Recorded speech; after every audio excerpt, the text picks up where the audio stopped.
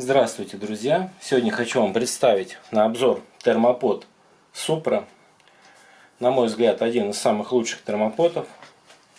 У него есть ручная помпа для налива воды. То есть можно рукой воду наливать. Вот, льется водичка. Также есть и закрыть автоматическая помпа для налива воды, что очень удобно.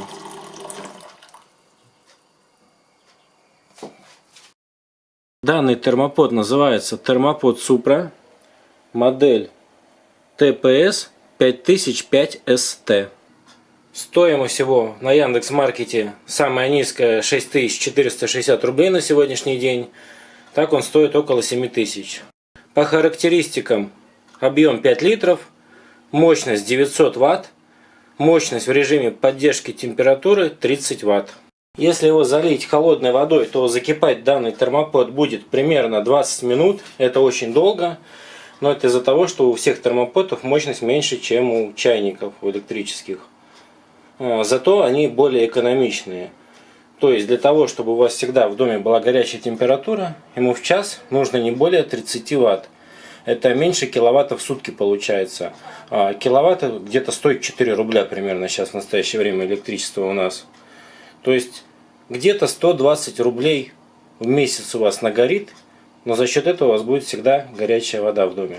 Из управления, как я вам показывал, есть ручная помпа. Вот так вот в ручной режим переходит, так она просто закрыта, чтобы случайно не нажать. Есть автоматическая помпа, с помощью этой кнопки наливается вода. Это замок, на всякий случай, чтобы вы случайно не нажали, вода не полилась. То есть вы нажимаете эту кнопочку, как и на всех термоподах практически, и затем уже держите эту кнопку, и вода льется, наливается сколько вам надо. Очень удобный уровень, который показывает, сколько у вас воды в термоподе. Также вы можете выбрать разные режимы температуры. Вот тут вот есть 3 режима. У меня всегда включен средний режим, он в принципе включается по умолчанию.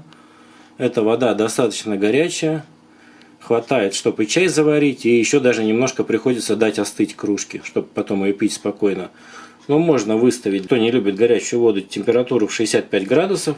Это чтобы не разбавлять, допустим, кофе холодной водой или чай растворимый, когда вы делаете. Или можно держать термопод при температуре 98 градусов. Это практически температура кипячения, только что он закипать у вас не будет. Не знаю, зачем этот режим, но есть. Может быть, кому-то он нужен. Выбор температуры вот этой вот кнопочкой происходит. Вот. Низкий, высокий и средний. Можно нажать эту кнопочку и повторно вскипятить воду в термопоте. Доливать воду можно в него когда угодно, по вашему желанию. Но если вы откроете крышку, чтобы долить воду, не обязательно ждать, когда он будет полностью пустой.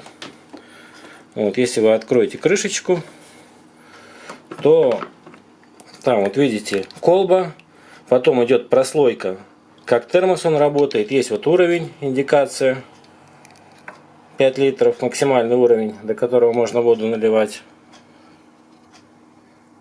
После того, как крышку закроете, он автоматом включится в режим кипячения и будет закипать.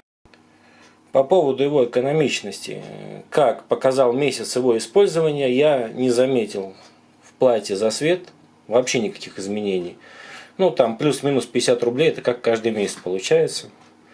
Вот, давайте сейчас в него дольем воды, откроем его и дольем водички холодной.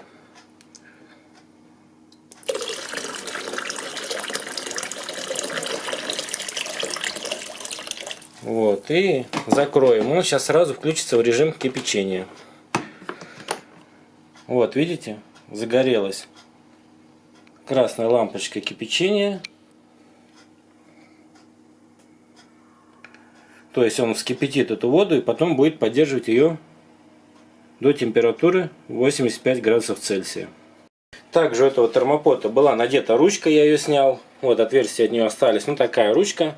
Если вы наливаете воду в него из-под фильтра, у вас отдельно, допустим, на кухне фильтр выведен, то ручка удобно его таскать. Но я его заполняю вот таким вот фильтром, поэтому он у меня все время стоит, ручка только мешает. Тем более тут радио, ну как бы неудобно, я ее просто снял из-за этого. Также внизу у термопота есть круглая подставочка такая, прям в него встроен, и за счет этого он легко поворачивается на этой подставке. То есть его можно вращать достаточно легко. Там она на роликах.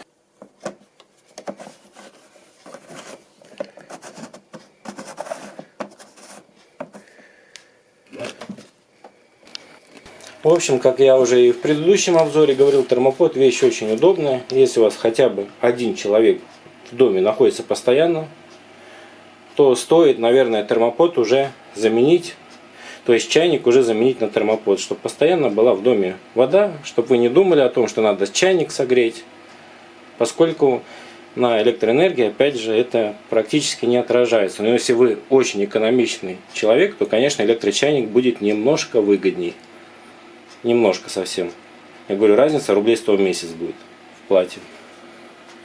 Но с другой стороны, если уж так рассуждать, то электрочайник свет жрет, и микроволновая печка свет потребляет. Что ж, друзья, берете просто газовую плиту и все делаете на ней. И чай разогреваете, и готовите, и не пользуетесь никакими электрическими приборами. Ну а если у вас в доме электроплита, то вам сам Бог велел иметь уже такие гаджеты, как термопод. Вот он сейчас будет закипать, поскольку я воды долил. Вот так вот он шумит, тихо, не громко.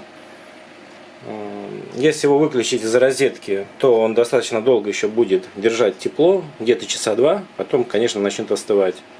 Также, друзья, забыл вам сказать, вот здесь вот у термопода в самом конце есть небольшой такой скосик у самой крышки.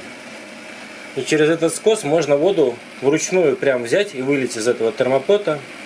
Это удобно, если вам, допустим, кипяток куда-то надо слить. Я не знаю, как бы сделать, чтобы было видно, но, наверное, будет видно.